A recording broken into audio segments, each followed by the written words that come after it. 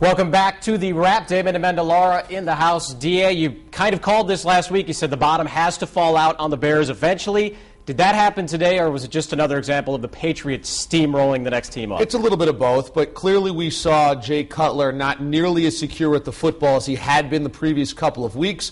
We saw a Bears team that committed a lot of turnovers today. So it's not all that surprising because Mike Martz and Jay Cutler, this was bound to happen at some point. It just so happens, and it's not so much of a coincidence, it happens against the Patriots, because the Patriots defense creates a ton of turnovers. And again today, while the conditions were terrible for, throwing the football and running the football, you would think, outside of what Brady was able to do in the Patriots offense, it's also a real aggressive defense in terms of turning the football over, and they took advantage of that again today. So the Patriots defense keeps doing what the Patriots defense has been doing, and oh, by the way, Brady's pretty good in bad weather situations. He's not terrible, and you mentioned weather situations. Fun stat of the day, Bill Belichick is now 10-0 in snow games. This can't be a fluke. It's absolutely not a fluke, and a huge part of that is Brady. He has a quarterback who is arguably the best bad weather quarterback in the history of the game. Somebody called up my show this week and said, DA, is there anybody else in the history of the game that's better in snow, in sleet, in freezing conditions? And I tried to rack my brain. I don't think that there is. I mean, maybe you go back to Bart Starr in the 60s or Fran Tarkenton in the 70s, but those are different offenses. They're much less sophisticated. The reason Brady's so good is, A, he's got a lot of practice. He plays in Foxborough. But B, look at how accurate he is, and look at how tight his spiral is, and look at how few chances he takes downfield where it could be picked off. When you're throwing 12 to 15 yards or 5 to 7 yards, and you're as accurate as Brady, man, sky's the limit no matter what the weather is, and that's what makes him so good in conditions like we saw today. Well, since you're on the offense, let's stick with that. Last week, the buzz around the locker room was this offense reminding a lot of people of the record-breaking offense led by Brady and Randy Moss. The players kind of snickered at that, but we might be leaning in that way, right? I mean, they're just pounding defenses right now. Well, they're great right now. I mean, the offense is going to be, I think, continually throughout the season doing enough to win these football games, but I can't put them at the 07 level yet because they don't have that big play threat, that home run threat like Randy Moss, to where they're going to put up 52 points and go over the top and really strike quickly. Plus, they had a very, very good running back duo that year as well. So I can't really put them in the 07 category because this is just a snippet right now that we're seeing 42 points, 33 points, 36 points, etc. But they're great. I mean, right now they're doing everything they need to win. And the beauty is that as the defense continues to turn the football over and create these interceptions and fumbles, it's not taking 45 points to win. It's taking 21, or today it would have taken 7 or 8 or 10.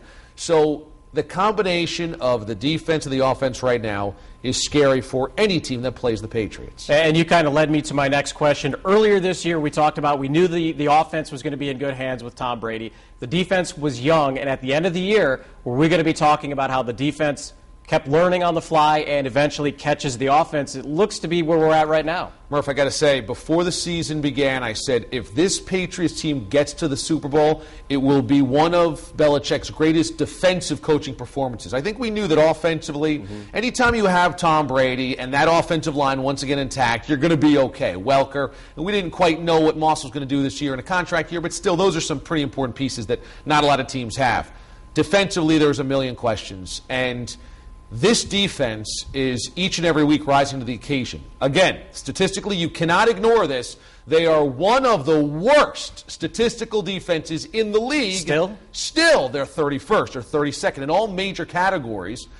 But they're turning the football over, and that's the great equalizer. And if you create 3 turnovers a game or you create 4 turnovers a game and you don't turn the football over, that's just a check mark in your box. So this is one of the great defensive coaching seasons defensively that Belichick has ever had. And they did it today without Brandon Spikes. I want to ask you a little bit about him and where he's going to sit in the future if he can't shape things up. He had the eye gouging thing in college.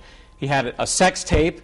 And now he has this suspension over him. He seems like a nice kid, but where could this be headed for him career-wise? Well, it's a bad decision by him, even if this is legit and it's just an ADHD medication or whatever it is. Even if it's a legit oversight by him, he has got to be as keenly aware as anybody in that locker room of what he's taking because of that baggage that you mentioned.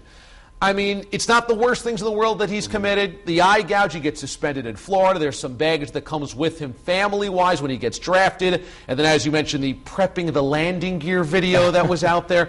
But all of this just makes you realize if you're a rookie on a defense and there's already questions about your character, be even more careful, even more aware. And that's what's frustrating if you were Brian Urlacher, for example, or Julius Peppers, or Troy Polamalu, and your reputation is pretty much intact, and you were one of the great defensive players in this game, maybe you can overlook things. But if you're Brandon Spikes and a rookie, you cannot, and that's what's so frustrating. They got by today. Gary Guyton's a fine piece, but ultimately Brandon Spikes has to own a lot of this self-responsibility. Let's look ahead now, and I know what we're going to be talking about all week leading up to next Sunday's game. Aaron Rodgers knocked out of today's game with a concussion. That changes everything, right, with the Green Bay Packers coming to town? Yeah, you don't know if Aaron Rodgers is even going to play. As soon as right now in the NFL, they are so sensitive about concussions. As soon as he got his bell rung, I mean, they said, you're done. You're done for the day. He went into the locker room in the second quarter. They said, you're done. You're not coming back. So how careful do they play this going into Sunday? Does he play? If he does play, is he 100%? It does change everything because as we saw today, Matt Flynn at quarterback of that Packers offense is gross. It is disgusting. I mean, the Lions end up winning that football game. So it's a different offense. He's a completely different quarterback than Aaron Rodgers, and that does change everything on Sunday, so monitor that closely this week. And at this point, it may not matter the way the Patriots are playing if Aaron Rodgers plays or not. But. Yeah, that's true, although the last 3 games now, if the Patriots were to slip up in any of the games, you'd like them to slip up against an NFC foe because, of course, you're still battling within this division with the Jets, even though it seems like with the Jets lost today, the division's locked up. But still, you're looking for seeding in the AFC.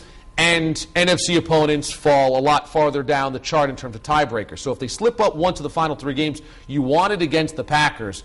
But I can't see how you can't go into each of the final 3 games and have the Patriots not only favorites, heavy favorites. Yep. And you'll be back next week to talk about, presumably, another Patriots win and one step closer to home field. Yeah, we'll see. If they keep playing like this, you got to pick them each and every week. Cool. Thanks a lot, DA, from DA Show 98.5, the Sports Hub. We'll be back with more Patriots wrap after this.